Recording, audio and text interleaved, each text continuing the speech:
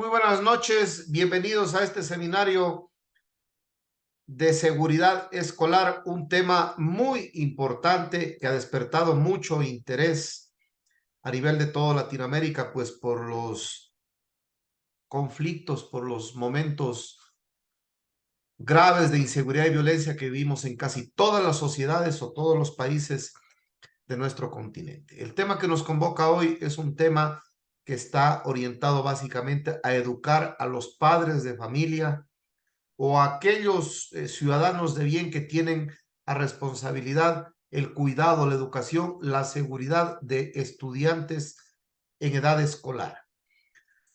Bienvenidos a todos y les comparto la temática del día de hoy.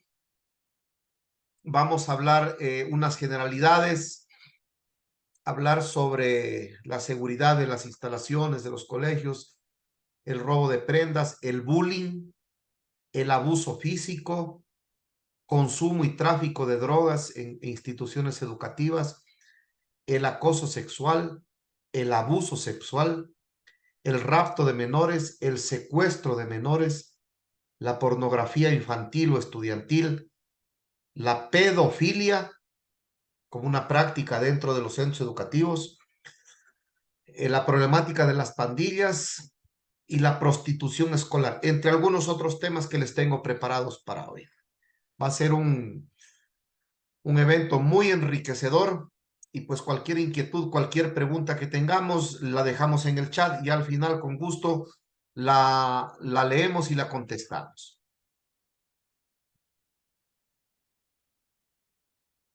Toda unidad educativa, todo colegio debe por normativa legal en casi todos los países de Latinoamérica contar con una planificación de seguridad, con un plan de protección física de la instalación o como se llama en otros países, con un plan de autoprotección.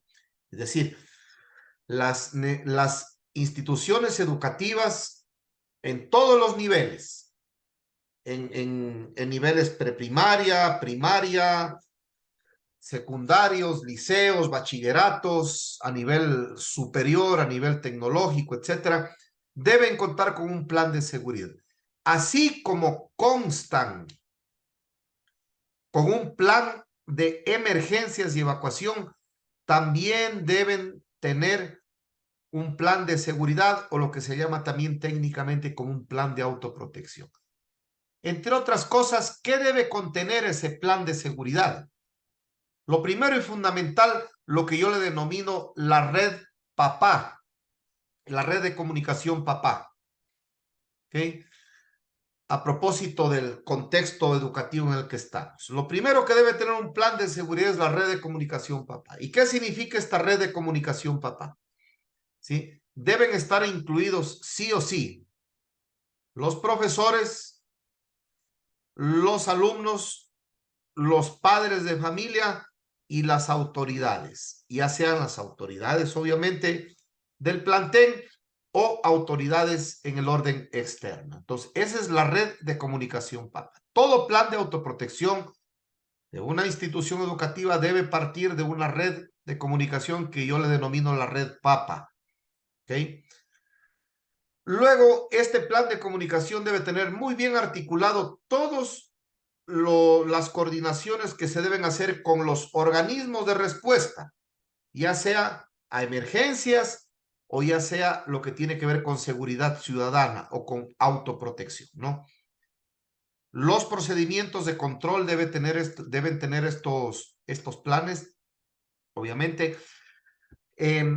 Bueno, a mí siempre me consultan, me dicen, bueno, pero ¿qué procedimientos? Recuerden, señores, damas y caballeros, los que ya me siguen algún tiempo, deben tener bastante claro que en seguridad no hay ni recetas ni varitas mágicas. Toda institución, toda empresa, toda organización debe desarrollar sus propios modelos de seguridad. ¿En función a qué? En función al giro de negocio. Y en función al giro de negocio estará el nivel de exposición al riesgo y los tipos de riesgos que enfrenta cada negocio. Cuando hablamos de riesgo, nosotros consideramos el término riesgo inherente. ¿Qué es el riesgo inherente? propio de tal suerte que el riesgo que tiene un colegio o los riesgos que enfrenta un colegio son muy diferentes a los riesgos que enfrenta un centro comercial.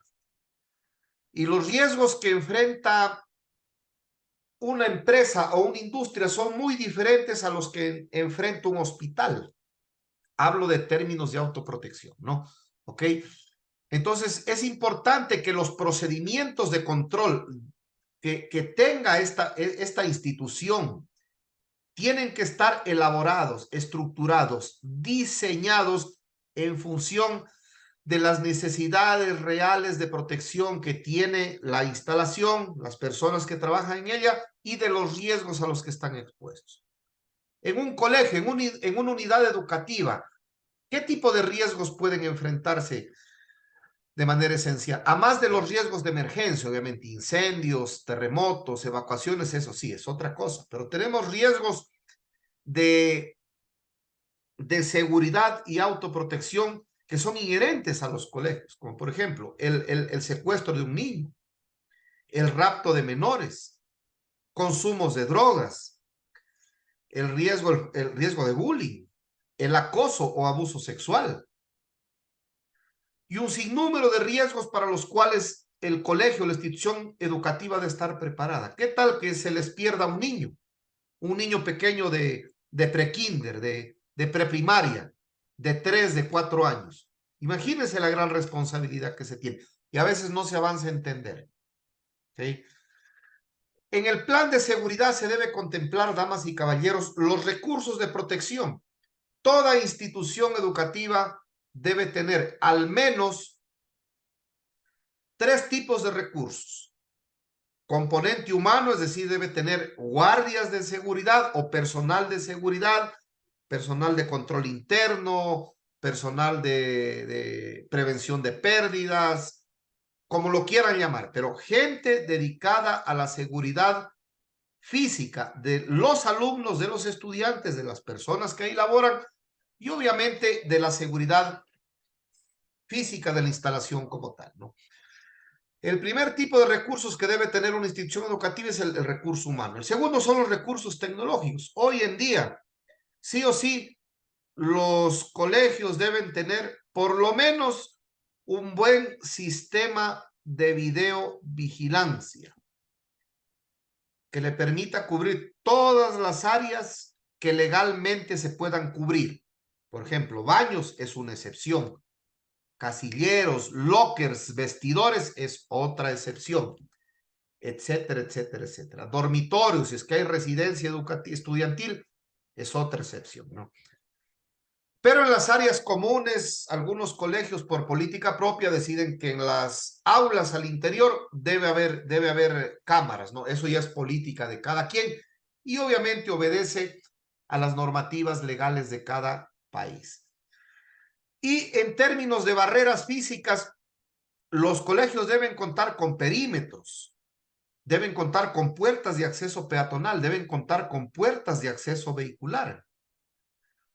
Deben contar con barreras perimetrales, hablemos de muros, cercas perimétricas, mallas de eslabones, etcétera, etcétera, etcétera. Estén correctas y técnicamente diseñadas. Y al interior de las instalaciones, pues obviamente también deben tener un sinnúmero de barreras de contención, de protección, para regular accesos, para regular flujos, para regular tránsitos y para regular las actividades que se desarrollan, ¿no? En líneas generales, esos son los recursos de protección que debe tener una institución educativa. ¿Okay? Debe preparar, los colegios deben hacer simulacros, así como hacen simulacros de evacuación en caso de incendio o terremoto. Pues déjenme contarles que actualmente en en casi todos los estados de Estados Unidos es obligación que las unidades educativas hagan simulacros de atentados terroristas, de asalto o masacres con armas de fuego, en unidades educativas me refiero, ¿no? Y otro tipo de delitos que tienen que ver con atentar contra la vida de los estudiantes y de los maestros y de los funcionarios de los diferentes colegios o unidades educativas. Hay que preparar, hay que educar a la gente. Gracias a Dios, ya vamos a topar ese tema más adelante, pero gracias a Dios, en el Ecuador y en general en los países de Latinoamérica no vivimos todavía el nivel de violencia que se vive en Estados Unidos en relación al tema de masacres, de tiroteos dentro de unidades educativas, ¿no? De escuelas, de colegios, como se ve de manera reiterativa. Ya voy a topar ese tema un poquito más adelante.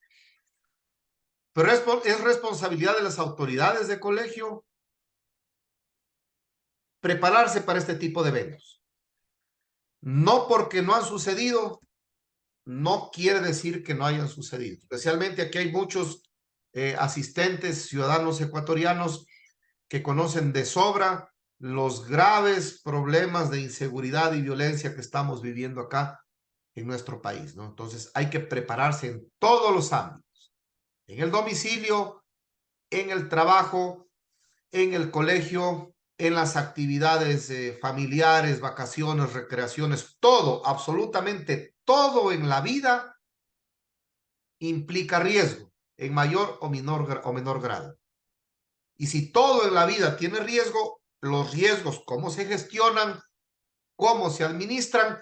Adoptando medidas de seguridad, capacitándose, informándose, practicando en caso de. Eso se llama proactividad, que está muy ligada a la prevención en términos de seguridad. ¿Okay? Las unidades educativas al día de hoy, época actual, deben contar con un responsable de la seguridad física de la instalación. Y yo asesoro a varias unidades educativas y con sorpresa cuando llego pregunto, ¿y quién es el jefe de seguridad? ¿Y quién es el responsable de seguridad? ¿O quién es el encargado de la seguridad? Y casi siempre la respuesta es el encargado de servicios generales o el inspector general. Fíjense que ese señor o esa figura de inspector general de una unidad educativa no tiene tiempo ni para su trabajo, ni para controlar la disciplina, ni para organizar todos los eventos, menos aún para la seguridad. Técnicamente, en los tiempos actuales, las unidades educativas deben contar con un responsable de seguridad dedicado, contratado y dedicado al 100% del tiempo a gestionar la seguridad física. Bueno, y tal vez puede gestionar la seguridad en el safety, ¿no? Lo que es emergencias, evacuaciones, incendios, etcétera, ¿no? Pero en general debe ser un responsable técnico, un especialista, una persona que esté preparada para aquello, ¿no? Importante, señores, yo conversaba, me estuve preparando esta semana para esta charla y conversando con maestros, con profesores de algunos colegios, y me decían que, y a mí me llamó mucho la atención, no lo había visto desde ese punto de vista, qué tan confiable es qué tan segura, qué tan seguro es el manejo de la información de sus hijos por parte del colegio. Recordemos que es información, direcciones, teléfonos, correos electrónicos, redes sociales. Esa información está a disposición, entiendo yo, entendería yo, del personal administrativo de la unidad educativa, de los docentes, de los profesores de la unidad educativa. ¿Qué tan confiable es el manejo de la información de sus hijos en los colegios? ¿Okay? Y eso es importante, me decía un maestro, a nosotros nos prohíben comunicarnos con los alumnos o con los padres de comunicación por WhatsApp, por ejemplo. Me ponían este ejemplo. Porque no es un canal de comunicación oficial. Y toda la información que se transmite de los alumnos o hacia los padres de familia a través del WhatsApp puede ser distorsionada. o mal utilizada. Y me decían, nosotros, como profesores, como maestros, única y exclusivamente tenemos un único canal de comunicación, tanto con los profesores cuanto con los alumnos, y es el correo electrónico. No hay más. Y a mí yo no lo había visto desde ese punto de vista, ¿no? Pero tiene absoluta lógica, coherencia y racionalidad. ¿Cómo es el manejo de la información de sus hijos, no? Ojo, importante. Conozco que varios colegios, muchos colegios serios que toman en serio la seguridad, tienen normas muy estrictas en relación al manejo de información de los estudiantes, de los padres de familia, del núcleo familiar como tal, ¿no? Entonces es importante también que los colegios dentro de este plan de seguridad conserven el aspecto del manejo seguro de la información. Y vamos a hablar un poco de los famosos tiroteos, ¿no? He decidido empezar por acá, aunque no es un tema que nos compete o que nos aflige actualmente en nuestras sociedades latinoamericanas, pues no estamos muy lejos de aquello. Con los niveles de violencia que estamos viviendo actualmente, ya han existido, especialmente en Ecuador, casos aislados. Déjenme decirles un dato estadístico. El primer trimestre de este año, el primer trimestre del año 2003, en Estados Unidos se registraron 33 tiroteos en escuelas o colegios o centros educativos. 33 tiroteos. Entonces esto me llamó la atención y yo me estuve preparando para esta charla y me puse a investigar un poco, ¿no? ¿Y por qué sucede esto? Por una simple explicación, sencilla de entender. Y es que en la Constitución de la República del Ecuador, de la República de Estados Unidos, pero de los Estados Unidos de América, en la Constitución, en la tercera enmienda de la Constitución de origen, ¿no? Faculta a los ciudadanos, les da el derecho privativo del porte de armas en la Constitución. Y ninguna ley menor a la Constitución ha podido revertir eso. Entonces, en Estados Unidos, dependiendo de los estados, especialmente en los estados en Florida y acá abajo en Texas, ¿no? Sí, en Arizona, existe, diría yo, una suerte de libertinaje o mucha facilidad para comprar armas, para acceder a armas de fuego y de todos los calibres, ¿no? Fusiles, subfusiles, ¿sí? Pistolas, escopetas, etcétera, etcétera. Existe mucha facilidad.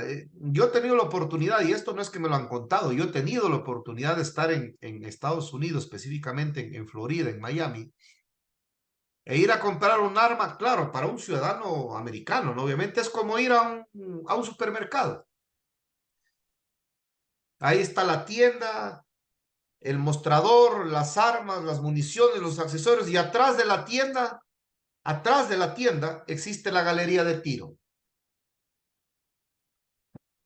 Y la gente va, hace el trámite, obviamente tiene que cumplir ciertos requisitos, no digo que no, pero no le pueden prohibir porque es su derecho constitucional.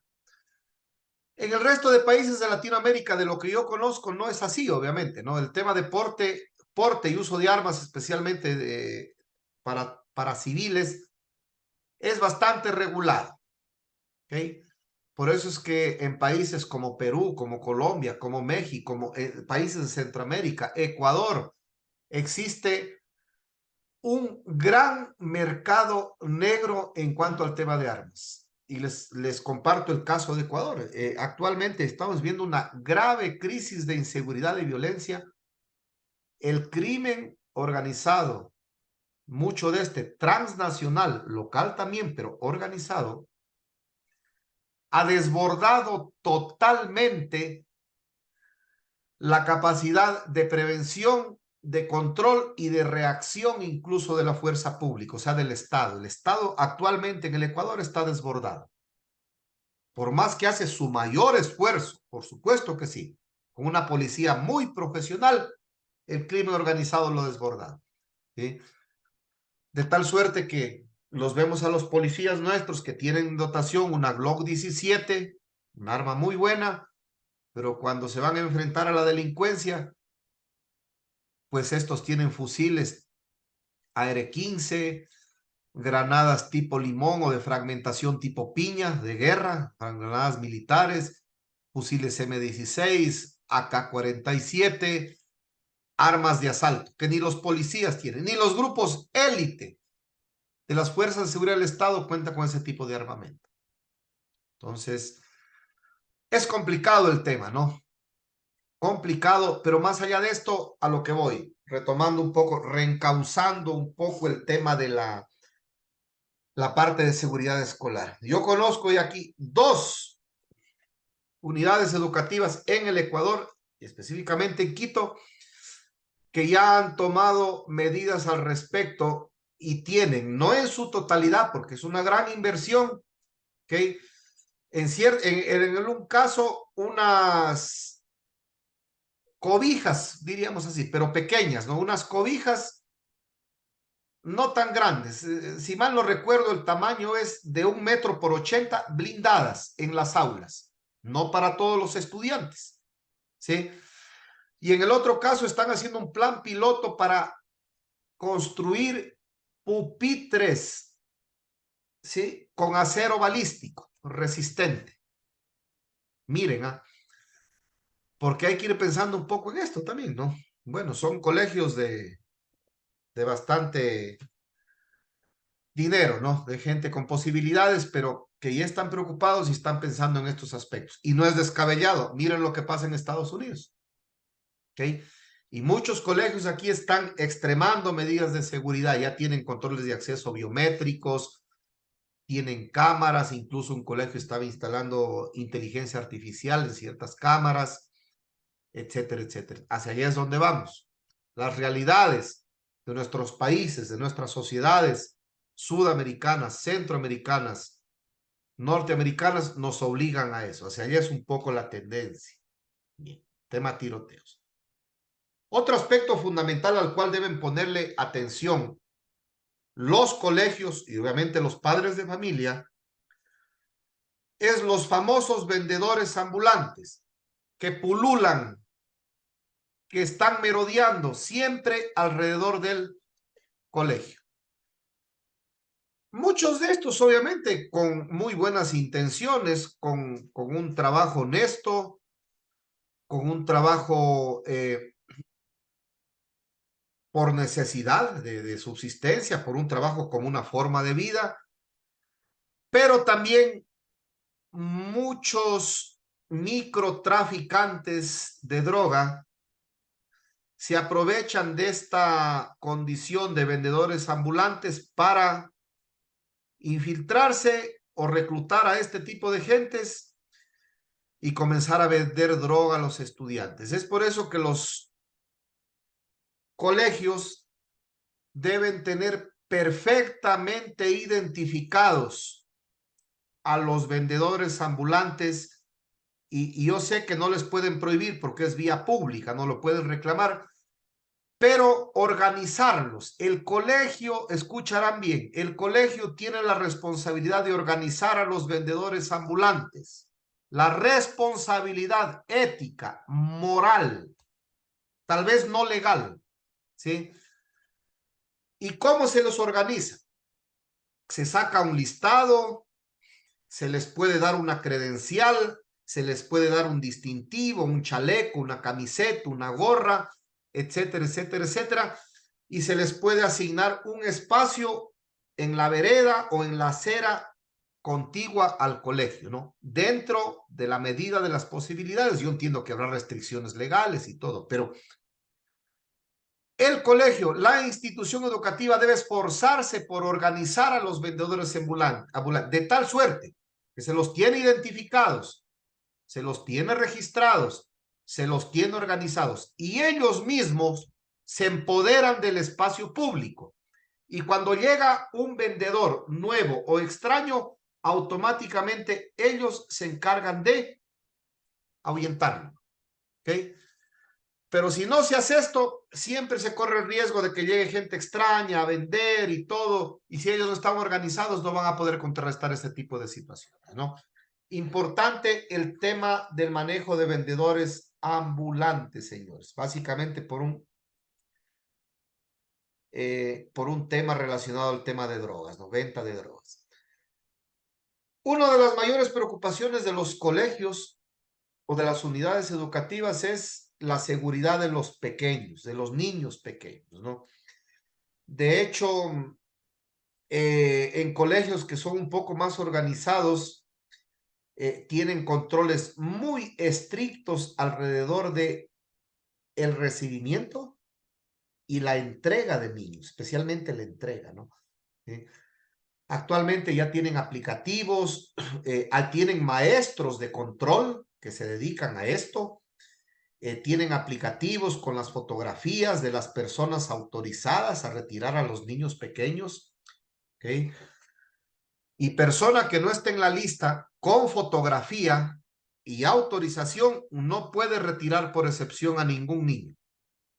Es importantísimo tener claro estos conceptos porque ha habido casos de niños raptados, ha habido casos de niños que se han perdido o niños que se los ha retirado gente o personas que no tenían que retirarlos. Imagínense la responsabilidad que asume la institución educativa y más aún aquellas personas responsables del proceso de entrega, ¿no? Básicamente ahí es el riesgo, hay que tener mucho cuidado, hay que crear un área específica de espera, no se puede mezclar a los niños pequeñitos con niños adultos. La mayor parte de colegios que yo asesoro he visto tienen áreas independientes incluso para la salida de los niños pequeños, además de los horarios son diferentes, ¿no? ¿Ok? Tienen registrados los vehículos autorizados a retirarlos. Si es que el vehículo tiene la posibilidad de llegar hasta el área de recogida del niño. Tienen la posibilidad de identificar, de validar con fotografía la persona autorizada a retirar. Papá, mamá, hermanas, chofer, escolta, guardaespaldas o doméstica, empleada doméstica, personal de servicio, muchos casos abuelitas. Entonces, aquellos ciudadanos están conectados aquí que tienen niños pequeños, pues dense el tiempito como para preguntar al colegio o para revisar o para enterarse o para empaparse cuál es el proceso especialmente de entrega de los niños en la escuela. ¿Sí? Ya vamos a hablar del transporte más adelante, ¿no? Pero esas son las recomendaciones. El transporte escolar, ¿ok? Un tema por demás delicado, pasando por el hecho de que pueden existir accidentes de tránsito, que el vehículo no tenga las condiciones mecánicas de mantenimiento, ¿sí? Adecuadas, expeditas como para dar ese servicio. Miren, yo siempre reflexiono, ¿no? Cuando voy a los colegios y converso con el jefe de transporte, le digo, ¿y cuál es el proceso de selección? ¿Cómo ustedes aseguran de que la unidad de transporte, por más que sea de una cooperativa, esté con el mantenimiento adecuado? Tenga las llantas adecuadas, tenga los frenos adecuados. ¿Cómo garantizan ustedes eso? Sí, porque después de que pase el accidente, bueno, simplemente hay que lamentar los hechos, porque más nada se puede hacer, ¿no? Sí, se lo mandará votando al chofer, se sacará su unidad, se cambiará de cooperativa de transporte escolar, lo que usted quiera, pero la desgracia está. ¿Ok? Recuerden que la esencia de la seguridad es la prevención, porque iban sus hijos, pues. ¿Ok? Entonces, yo siempre reflexiono y digo esto. Si yo cuando me voy a ir en mi auto, para los que tengan auto, obviamente, voy de vacaciones, me voy a la costa de vacaciones con mi familia, de Quito me voy a Guayaquil, o me voy a Esmeraldas. preparo el carro, ¿no? Previamente, porque va a ser un viaje un poco largo, previamente le voy a hacer cambiar el aceite, revisar llantas, frenos, etcétera, ¿no? Para ir tranquilitos al viaje y disfrutar del paseo familiar. Bueno, pues, ¿qué tan garantizado está el transporte escolar, no? Déjenme decirles que en Estados Unidos esto es estricto porque las leyes son estrictas. Y les cuento una experiencia. En alguna ocasión, hace algunos años, cuando mi hijo era pequeño, yo detecté que el chofer no era problema del bus o de la guagua o del ómnibus o del microbús, ¿sí? No era cuestión del vehículo per se. El conductor era un mocoso. Disculpen la expresión si ofendo a alguien. Un muchacho de 19 años que conducía un expreso escolar y llevaba a señoritas, entre otros, ¿no? A niños pequeños, pero también a señoritas de 18 años, ya de último año de bachillerato. ¿Y a qué creen que se dedicaba? Él a poner la música, sacaba su cigarrillo, las piropeaba a las chicas. Imagínense el grado de responsabilidad. Yo siempre suelo hacer esta analogía. Un vehículo es un arma de fuego, es un arma, perdón. Un vehículo es un arma que incluso mal conducida, mal empleada, mal manejada, puede constituirse en un arma mucho más letal que un arma de fuego. Usted con un revólver calibre 38, dependiendo del modelo, puede disparar hasta 6 tiros y herir o dar de baja a 6 personas. Pero en un bus escolar o en una buseta escolar, un ómnibus, un microbús, una guagua, ¿sí? Una combi, creo que le llaman en México y algunos países de Centroamérica. Escolar, usted puede tranquilamente meter 12, 15, 20 muchachos, niños. ¿Quién está al volante de esa unidad educativa? Porque esa persona, entre otras cosas, tiene la responsabilidad de la vida de sus hijos. Usted tiene que ver con mucha responsabilidad y en perspectiva de lo que le digo las cosas. ¿Okay? Si usted tiene hijos pequeños o hijos en edad escolar, preocúpese, dése un tiempito para validar estas cosas. Porque cuando sucede el accidente, todo el mundo se regresa a ver, se quieren lavar las manos, buscan culpables, pero la desgracia ya pasó. ¿Ok? Y tenemos que lamentar. Los transportes escolares deben tener sus protocolos. En alguna ocasión yo revisaba el protocolo de un colegio, obviamente no puedo dar nombres, y el conductor dentro del procedimiento tenía la responsabilidad de bajar o de dejar o entregar al niño en el domicilio. ¿Ok? Si es que algún joven le decía, vea, sabe que yo me voy a ir con mi compañero a hacer un deber y me voy a quedar acá, no estaba autorizado el conductor a bajar y tenía que llamar enseguida. Miren el grado de seguridad, ¿no? ¿Ok? El conductor es responsable de la disciplina del vehículo, que no armen relajo, que no vayan fumando. ¿Sí? Es responsable de que los estudiantes se bajen en su domicilio y si es que no se bajan en el domicilio, pues el conductor tiene que reportar la novedad. Estos son tips, estas son recomendaciones que yo les hago en base a la experiencia que uno se va teniendo en el tema de seguridad escolar, ¿no? Avanzamos. Robo de prendas. Muy común, ¿no? Existen, bueno, situaciones especialmente en los niños pequeños, bueno, en los niños jóvenes también, en los jóvenes, no niños jóvenes, en los jóvenes de secundaria, donde se pierden siempre cosas de valor. ¿Qué es lo que más se puede perder? Celulares, calculadoras, audífonos, dinero, etcétera, etcétera, etcétera, ¿no? ¿Cuál es la recomendación acá, damas y caballeros? Evitar que los niños, especialmente pequeños, lleven objetos o prendas de valor para evitar este tipo de situaciones. ¿Ok? Eh, y aquí deben colaborar mucho también los maestros. Cuando un maestro ve que una persona, que un niño está con prendas de valor o está con mucho dinero, eso debe llamarle la atención. ¿Por qué el joven tiene $1000, por ejemplo? ¿O por qué el joven tiene un teléfono, un iPhone Pro Max 500, perdón, 14, perdón, la última versión, que vale $1500? ¿Cómo un niño de 12 años tiene un teléfono? Eso tiene que llamarle la atención al maestro y tiene que reportar.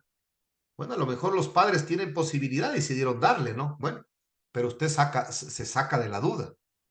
Pero también puede haber otra explicación, ¿ok? Entonces, se conoce que en varios colegios, sin dar nombres, obviamente, hay jóvenes dedicados a robar a los niños más pequeños, de varias formas. La figura del descuidero, que lo descuidan, lo entretienen, y el otro le roba, ¿sí? Lo someten, lo amedrentan.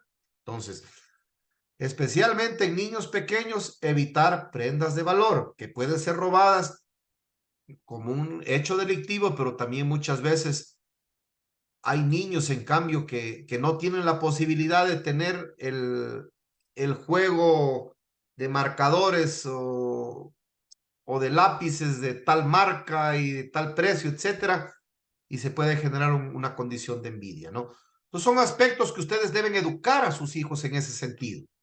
Si van a llegar prendas de valor, pues reportar, decirle a los niños que estén pendientes, que tengan y evitar. En líneas generales, el concepto en cuanto al tema de robo de prendas es evitar, porque a veces después van los padres molestos al colegio, hoy le robaron el celular a mi hijo y quiero ver las cámaras y los guardias para qué están. Bueno, pero déjenme decirles que si es que hay 1000 alumnos, es imposible que el colegio pueda constituirse en una suerte de niñero para estar cuidando las prendas de cada uno de los 1000 alumnos.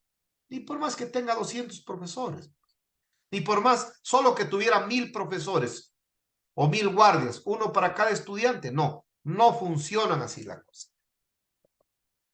Los estudiantes deben aprender a cuidar, a proteger sus prendas de valor. Un robo muy típico en los colegios es que dejan el celular en el escritorio o lo dejan cargando en el aula mientras están el resto de estudiantes. Y resulta que regresa y el celular se perdió y nadie da razón. Bueno, pues más allá del proceso investigativo, de la denuncia, del más rato, ¿no es cierto? Que les revisan a todos, que las mochilas, que el escrutinio, que el problema, que el reporte, etcétera. Que la mala fama del colegio, etcétera. Más allá de eso, el problema de fondo, lo de trasfondo es que uno como niño, como joven, como ser humano en general, tiene que cuidar, aprender a cuidar sus cosas. Bueno, pues habrá alguien que diga, es que aquí no debe perderse nadie. Eso es lo ideal, por supuesto que sí, no debe perderse nada, ¿sí? Pero lamentablemente ustedes y yo sabemos que siempre va a haber problemas en ese sentido, ¿sí? Y esto no lo podemos ni evitar ni controlar al 100% y eliminar, ¿ok? El famoso bullying. ¿Qué es el bullying? Pues esto es un tema que en este último siglo pues empezó a tomar fuerza a partir del año 2000, ¿no? En adelante el bullying, porque antes no había bullying, ¿no? En mi época no había bullying, no había cómo quejarse mucho tampoco, ¿no? ¿Ok? Eh, pero el bullying, ¿qué es el bullying? El bullying es básicamente el acoso, ¿sí? El amedrentamiento que te puede hacer tus compañeros, alumnos de grados superiores o en ciertos casos maestros o autoridades del colegio. ¿Ok? Bueno, pues hay que poner un poquito de atención a esto, ¿no? Todo esto tiene que ver con seguridad escolar, ojo, ¿ah? Más allá de que esté un guardia parado, de que haya cámaras, sí, eso sí, pero lo de fondo es esto en temas de seguridad escolar, ¿no? ¿Ok? Hay que poner atención porque hay casos. Aquí en Ecuador ha habido casos, varios casos de jóvenes, hombres y mujeres que se han suicidado, ojo, se han suicidado por el famoso bullying. Entonces yo les traigo aquí algunos síntomas que he investigado y que les voy a compartir. Padres de familia. Síntomas del bullying. Cuando ustedes detecten alguno de estos síntomas o patrones de comportamiento de sus hijos en casa, pues pónganle atención. Cambio repentino en su estado de ánimo. Suele evitar platicar de temas de la escuela. No le gusta que le topen temas de la escuela. ¿Sí? Tiene pesadillas. De repente comienza con pesadillas a levantarse asustado en la noche, llorando, etcétera. Algo está pasando. Entra en llanto porque no quiere ir a la escuela y antes iba feliz, pero ahora ya no quiere ir, se resiste. ¿Okay? Puede llegar a orinarse en las noches, a mojar la cama, especialmente niños pequeños o en edad adolescentes, ¿no? Esto es muy grave el tema del bullying. Suelen tener dolores de cabeza, de estómago o algún otro malestar físico que logre evitar ir a la escuela. O sea, se lo inventan o se lo inducen. Entonces es importante que usted vaya dando estas lecturas en sus hijos. Comenta en casa que le pusieron un apodo y lo comenta en son de molestia. Pues póngase atento. ¿Sí? Comenta en casa que en la escuela le quitan sus cosas. Eso es una forma de bullying, ¿no? Comenta que hay un niño mal portado que no le agrada. Indicadores de bullying. Acá creo que tengo otros. Sus calificaciones comienzan a bajar. Presenta dificultad para concentrarse, cuando anteriormente no tenía ese problema, ¿no es cierto? ¿Sí? El famoso déficit de atención. Se pone irritable y agresivo. Pueden ser síntomas del bullying, ¿no? Llora sin un motivo aparente. De repente se pone a llorar y no dice nada, se bloquea y se queda callado. Demuestra poco interés por actividades escolares. Se aísla, se encierra en el cuarto y no quiere saber nada. Busca la manera de que lo cambien o de salón o de escuela, de salón de clases me refiero, ¿no? O de escuela. Menciona o comenta que se están burlando de él. Llega con raspones o moretones a casa y no sabe dar una explicación al respecto, ¿no? Temas de maltrato físico que ya lo vamos a ver. Miren todos estos síntomas que ustedes tienen que tener claro en sus hijos. Algún cambio de comportamiento, pues déjenme decirles que debe elevarle las alertas a ustedes. Usted tiene que tomar acción, tiene que comenzar a investigar. Ojo, por bullying conozco varios casos de suicidio de jóvenes con el autoestima en el piso, deciden tomar la decisión fatal de quitarse la vida. De esto no está ajeno nadie, sino que a veces, muchas veces nos cuesta tomar conciencia en esto. Es tan cierto que cuando yo hago un seminario de armas, tengo 500 conectados. Pero como hoy día decidí hablar de seguridad escolar, tengo 66 conectados.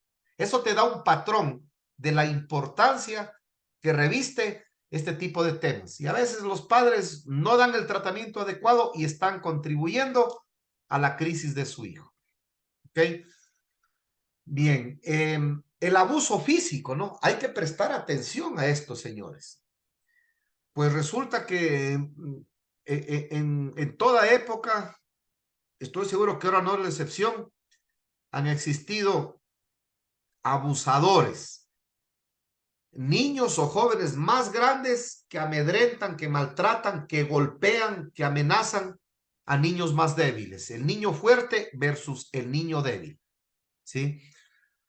Y esto también está de la mano con el bullying, obviamente, pero aquí ya pasa a un nivel superior porque hay agresión física. Entonces, usted debe comunicarse permanentemente con sus hijos. Tiene que establecer un ambiente de confianza donde él tenga la suficiente confianza para contarle a usted estos aspectos, este tipo de situaciones, ¿sí?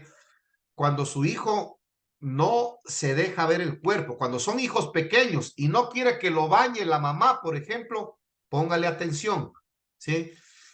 O cuando son hijos jóvenes y usted detecta que están ocultando su cuerpo, que no quieren mostrar ciertas partes del cuerpo, póngale atención. O si tiene dificultad para caminar, entonces puede estar siendo objeto de un abuso físico por parte de alumnos más fuertes, sean del mismo grado o de grados superiores. Y hay algunos indicadores al respecto de esto, obviamente, ¿no? Sí. Uno de los indicadores es que esto es similar al bullying, ¿no? No quiere ir a la escuela, comienza a mostrar mucha ansiedad, etcétera, etcétera, etcétera, ¿no? Entonces es importante que usted como padre dé estas lecturas, porque si no apoya, no asiste, no da soporte, si es que se requiere incluso terapias a su hijo, el joven puede caer en depresión, su autoestima puede irse por los pisos y esto termina afectando a su salud mental, obviamente, y a su estabilidad, a su salud física como tal, ¿no? Sí. En los colegios, en las unidades educativas modernas existen dos tipos de problemas en cuanto a drogas. Por un lado, el consumo y por el otro lado, el microtráfico, el tráfico de drogas, pero a nivel micro, ¿no? ¿Ok? Son dos graves problemas. Los colegios deben reforzar permanentemente charlas educativas en la prevención del consumo de drogas con sus estudiantes. Deben crear conciencia, pero además deben crear controles, ¿ok? Controles periódicos, aleatorios, cuando se detecten casos, estos deben ser identificados, investigados y si es el caso sancionados y reportados a las autoridades. Conozco colegios que periódicamente tienen convenio con la policía para que la policía vaya, en casos extremos, obviamente, lleve canes, haga inspecciones, haga presencia disuasiva, haga inspecciones de casilleros, de mochilas, etcétera. Y muchas veces a la salida de manera aleatoria va haciendo las inspecciones, las revisiones. Esto va de la mano con lo que yo les dije al inicio en relación al tema de los vendedores ambulantes, ¿no? Tienen que estar organizados, registrados, articulados y bien controlados como tal, ¿no? Tema de drogas, yo no soy especialista, pero conozco de manera general la problemática, ¿no? La problemática. Hay gente especialista, las mismas unidades de policía en todos los países tienen unidades o áreas especializadas en el tema de drogas, encargadas de ir a dar charlas a los colegios de prevención, etcétera. Hay psicólogos, hay gente muy preparada en este tema porque es un problema de salud pública y el consumo de drogas en muchos de los países, ¿no? Y el Estado como tal tiene que tomar. Conozco que en algunos países existen cátedras, existen materias complementarias de prevención del consumo de drogas, ¿no? Como iniciativa, con planes piloto, con iniciativa propia, más que todo de instituciones del sector público. Es un problema grave el tema de la droga, ¿ok? El acoso sexual, ¿sí? El acoso sexual, señores, es otro de los problemas que enfrentan los estudiantes eh, de, de personas jóvenes del género opuesto, del mismo género o de maestros, ¿sí? Entonces, hay indicadores en relación al acoso sexual, especialmente de maestros a señoritas o en general es eso, ¿no? En general es eso, ¿ok? Entonces hay que tener mucho cuidado. Yo recién conocí un caso de,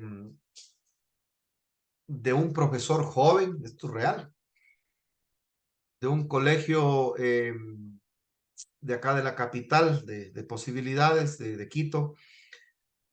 Habían contratado un joven, profesor joven bilingüe, no recuerdo de qué, ¿ya? y lo ponen de alumno del último año de bachillerato. Ya son señoritas de 17, 18 años. ¿Sí? Y resulta que comienza ahí las chicas también a coquetearle. Él era un joven bien parecido, ¿sí? Agradable, y comienzan a coquetearle y todo, y comete este señor el error de aceptarles una invitación que se iban a encontrar un grupo de amigos en una discoteca. Y comete este muchacho, que es un muchacho, un profesor muchacho, 25, 26 años, de irse a esta discoteca. Y le tomaron fotos y bailando con las alumnas y todo. Hasta ahí llegó el muchacho, debut y despedida de este profesor, ¿no? ¿Ok? Pero el acoso sexual, a lo que voy, ¿no? Se puede utilizar incluso para como una relación de poder. Es muy común en el sector laboral, en muchas oficinas, pero también se da en el ámbito educativo. ¿Cuál es la relación de poder que existe? El profesor tiene el poder sobre el alumno, ¿sí? Ya vamos a ver adelante unas pautas, ¿no? Está relacionado, en cambio, con el abuso sexual, ¿no? ¿Y cuáles son los indicadores de abuso sexual? El abuso sexual ya tiene que ver con... La diferencia entre abuso y acoso es que el acoso es la insinuación, el fastidio que está encima, que molesta, que se insinúa, ¿sí? Que hace bromas pesadas, que hace bromas morbosas, que hace bromas siempre con relación del sexo y todas esas cosas. Es el acoso sexual. El abuso, en cambio, tiene que ver ya con la violación como tal, ¿no? Sí, que es un delito, obviamente, ¿no? Entonces, algunos, ¿por qué los menores especialmente? No, ojo, ¿no? Menores de edad. Hay leyes en los países son diferentes, ¿no? Sí. En algunos países hay la relación consentida, o sea que si el joven o la joven tiene más de 16 años y se demuestra que él o ella, la joven, digamos, consintió la relación sexual en este caso, ¿ok?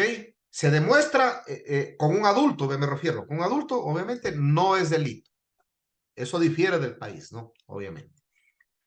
Pero ¿por qué no? ¿Por qué los menores en líneas generales no denuncian el abuso, el acoso sexual? ¿Sí?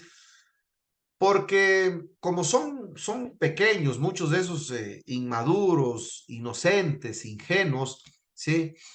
Te dicen, yo no pensé que esto era tan serio, incorrecto, hasta que sucedió.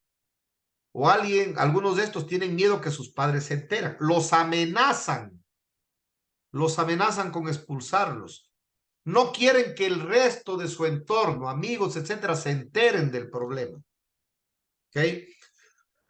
Tienen miedo a denunciar, obviamente, por el escrutinio público, por el problema. ¿Sí? Otros dicen, yo no denuncié porque no pensé que me iban a creer. Esta persona es una autoridad. Casos emblemáticos de estos en colegios religiosos, ¿no? ¿Sí? En iglesias, etcétera. ¿Okay? Entonces, ¿quién va a creer que el padre, el que oficia la misa todos los domingos, era un pedófilo, era un abusador, un acosador? Difícil de creer, ¿no? Pero miren los problemas en los que está el Vaticano frente a este tipo de... Ha tenido que reconocer en varios países, e incluso con indemnizaciones. ¿Okay? No entendía lo que estaba pasando o pensé que yo le gustaba a esa persona mayor, ¿no? Entonces, miren las explicaciones que pueden tener menores a la hora de justificar el por qué no denunciaron. Es importante que usted, como padre de familia, comience a dar lecturas en los cambios de comportamiento de sus hijos, en los cambios de temperamento, de estado de ánimo, en todos los patrones que les indiqué hace un rato, ¿no? Ok. Rapto de menores, mucho cuidado, ¿no?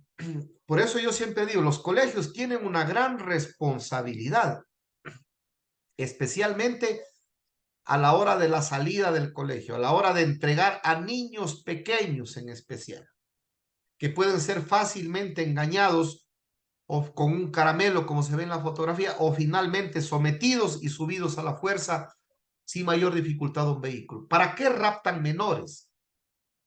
Bueno, para vender menores, sí, para trata de menores, para explotación sexual, para explotación laboral, menor escala, y finalmente para lo que es el comercio de órganos. Aunque suene duro y aunque suene crudo, señores, es una realidad. No podemos estar ajenos o taparnos los ojos con una venda y decir esto no pasa o esto no va a pasar. Cuidado, ¿sí? Entonces, revisemos siempre el procedimiento de recogida de los niños, especialmente pequeños. Aquí los colegios tienen gran responsabilidad, pero la contraparte es los padres de familia, ¿sí? Yo sé que muchas veces es complicado, que el mundo laboral te exige mucho, que no hay mayores facilidades, sí, pero revise el tema, ¿sí? Como se suele decir, más vale prevenir que lamentar. El secuestro de menores, conozco yo 2 casos aquí en Quito. Secuestro de menores desde el colegio, a la salida del colegio, jóvenes ya. ¿Con qué fin? El secuestro actualmente tiene 2 fines. O extorsivo, el secuestro extorsivo, ¿sí? O el secuestro, lo que le llaman también el paseo millonario, ¿no? Que lo llevan a sacarle dinero lo más que se pueda. Pero cuando raptan a un niño, es un tema delicado, ¿sí?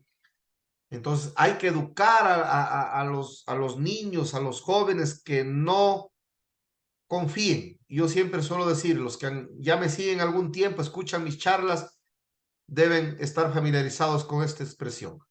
Un ciudadano seguro es un ciudadano desconfiado, damas y caballeros. Un ciudadano seguro es un ciudadano desconfiado. Converse con sus hijos de estos temas, secuestros, no exclusivamente en los colegios, a la salida de los colegios, en bares, en discotecas, en traslados, en las noches, etcétera, ¿no? Tantos problemas que hay. Ustedes más que yo lo saben, que a diario se ventilan problemas de secuestros, de asaltos, bueno, toda una situación, especialmente en Ecuador que vivimos actualmente, ¿no? Entonces, converse sobre el tema de secuestros con los menores, que desconfíe, que no se vaya con nadie, que no acepte nada, ¿ok? Que no intime con gente que desconoce, que siempre esté acompañada con amigos. Ustedes como padres deben estar informados dónde están sus hijos. No se deje sorprender. Tome el control de la vida de sus hijos hasta que ellos sean adultos y tengan la madurez. Y aún así, uno como padre nunca se deja de preocupar. Por tanto, el tema de la pornografía estudiantil, señores. Mucho cuidado. Conozco varios casos, ¿sí? Al interior de los colegios suelen organizarse grupos de estudiantes, especialmente de los últimos años, ¿ok? Que enamoran a las más jovencitas. Yo conozco 2 casos reales. Las enamoran a las jovencitas, ¿sí?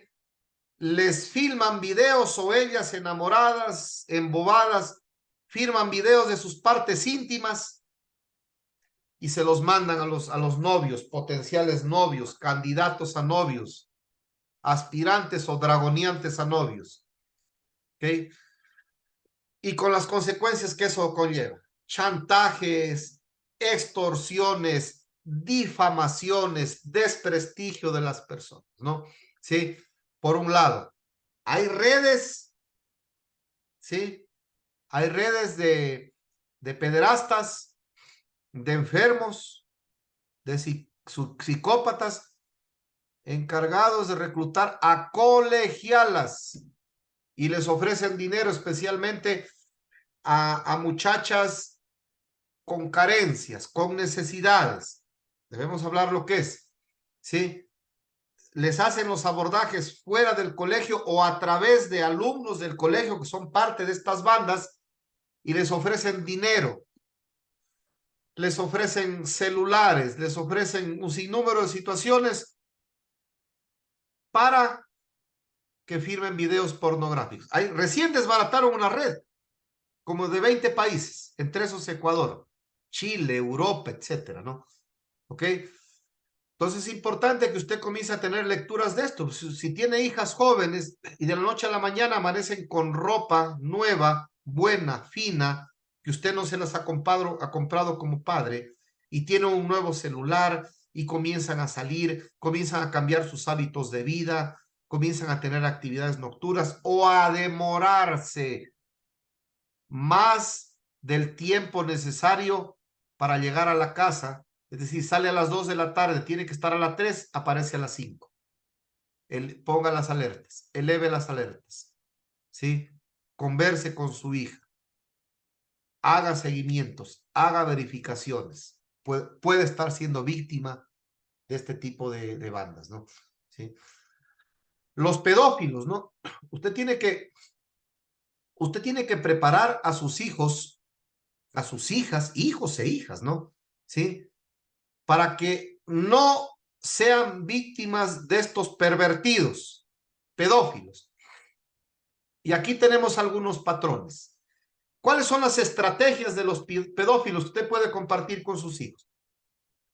Adultos, ¿no? Gente adulta. Buscan a niños pequeños. Pasar mucho tiempo con un menor. Miren, ese es el primer patrón. Usted tiene que pelar el ojo, elevar la alerta. Tocar de forma no sexual. Es decir, está el profesor y llega donde la niña o el niño y le topa el hombro. Hola, ¿cómo te va, María? Los profesores no pueden topar a los niños, ni de broma. Y eso usted tiene que educar a su niño y tiene que decirle, nadie te puede topar, ni tus compañeros, menos aún tus profesores. Nadie. ¿Ok? Comparten información personal, adultos con niños. ¿Sí? Los adultos les dicen a los niños que son especiales. Este es muy bueno, es un excelente, comienza a ganárselo, no a adularlo. ¿Sí? En ciertos casos los pedófilos comienzan a tratar a los niños como adultos. No, tu papá no decide, tú eres el que decides. Tú toma tus propias decisiones o te crees todavía un niño. ¿Ok? Jugar con los niños, aquellos adultos que tienen esa obsesión por estar con niños y con estar permanentemente pegados y jugando, y yo lo llevo por aquí y yo me ofrezco a jugar con él, cuidado. ¿Sí?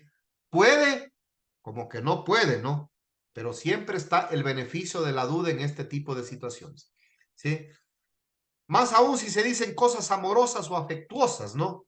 Qué linda que estás, qué guapa, qué bien te queda ese vestido. Dar privilegios o recompensas especiales. Los profesores, poner buenas notas, por ejemplo. ¿Ok?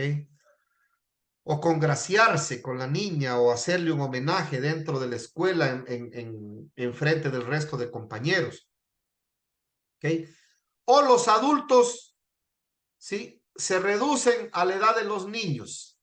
¿Ok? No lo llevan al niño a la edad adulta, sino que ellos bajan a la edad de un niño para identificarse con el niño. Esas son estrategias que utilizan los pedófilos. Es un estudio hecho en Estados Unidos.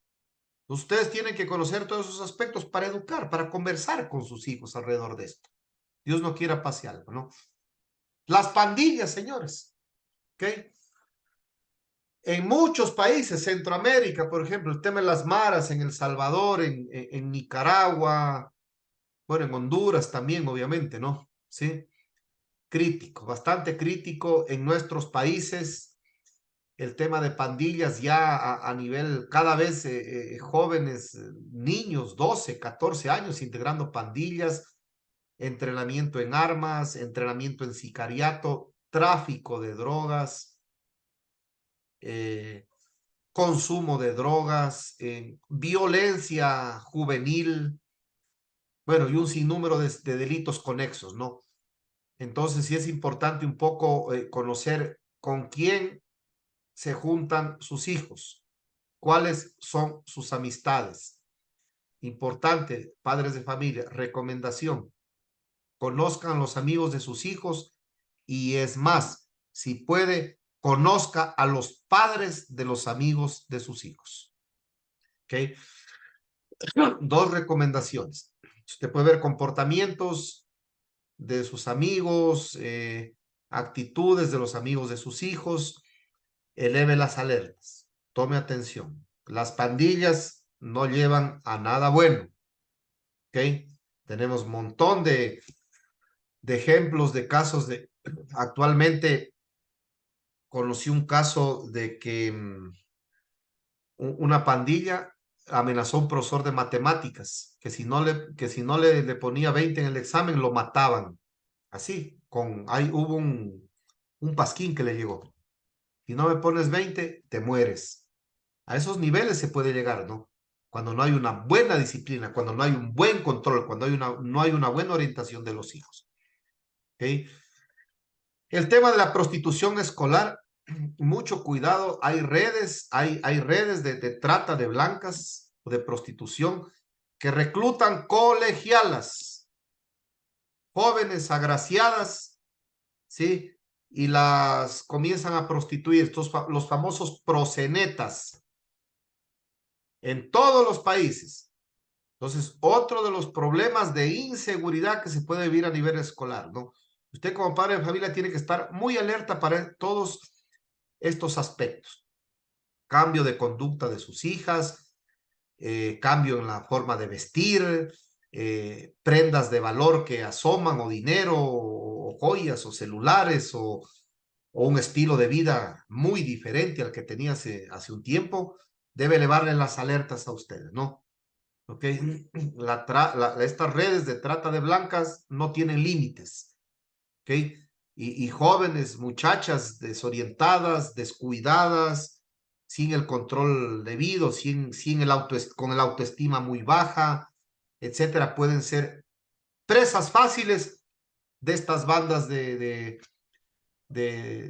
proxenetas, ¿no? De prostitución.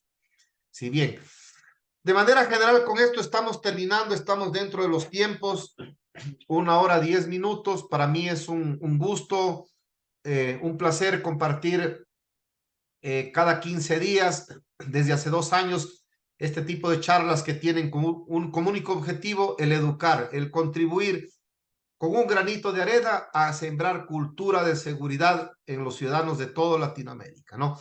Estamos a las órdenes para atender cualquier tipo de preguntas. Muchas gracias a todos ustedes y que tengan una excelente noche.